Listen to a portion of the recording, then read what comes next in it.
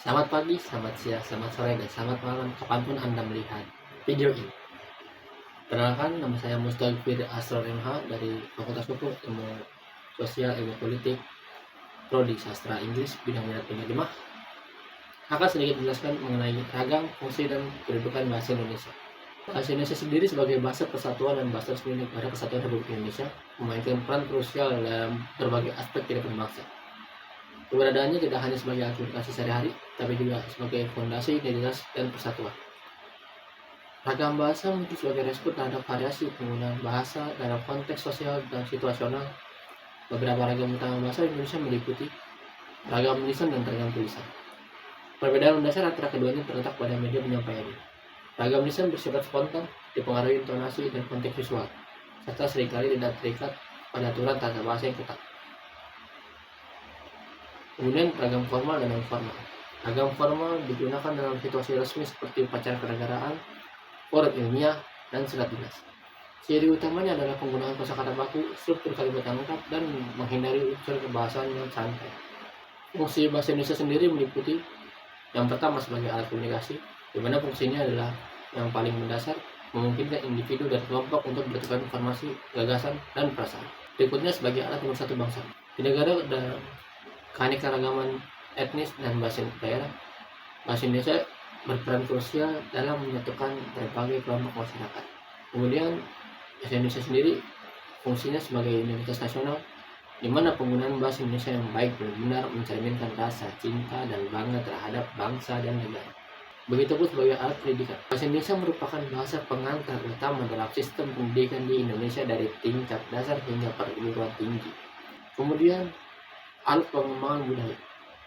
Bahasa Indonesia menjadi wadah untuk menyimpan, mewariskan, dan mengembangkan berbagai aspek kebudayaan nasional, dan juga bahasa resmi kenegaraan.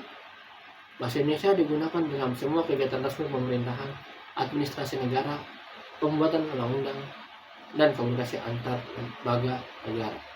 Kedudukan bahasa Indonesia sendiri meliputi sebagai bahasa nasional, lambang identitas nasional, lambang kebanggaan nasional, alat pemersatu berbagai suku bangsa, alat perhubungan antar daerah dan antar budaya, bahasa pengantar dalam pendidikan, bahasa resmi dalam pengembangan ilmu pengetahuan, teknologi, dan seni, dan sebagai bahasa negara dan bahasa resmi dalam hubungan tingkat nasional.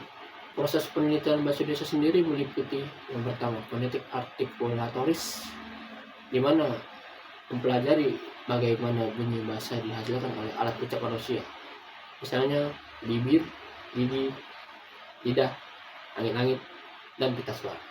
Berikutnya ada fonetik akustik, di mana menganalisis sifat-sifat fisik bunyi bahasa sebagai gelombang suara. Kemudian ada fonetik auditoris, mempelajari bagaimana telinga manusia menerima dan mempersepsikan bunyi bahasa. Dan kemudian ada vokal dan konsonan, di mana vokal dihasilkan dengan aliran udara yang tidak terhalang dari paru-paru. Konsonan dihasilkan dengan adanya hambatan pada aliran udara oleh alat ucap. Kemudian ada fonem, cabang fonologi yang mempelajari fungsi bunyi dalam sistem bahasa. Kemudian ada fonem untuk bunyi terkecil yang secara fungsional dapat membedakan makna kata. Adapun juga alofoni sebagai variasi pengucapan suatu fonem yang tidak mengubah makna kata.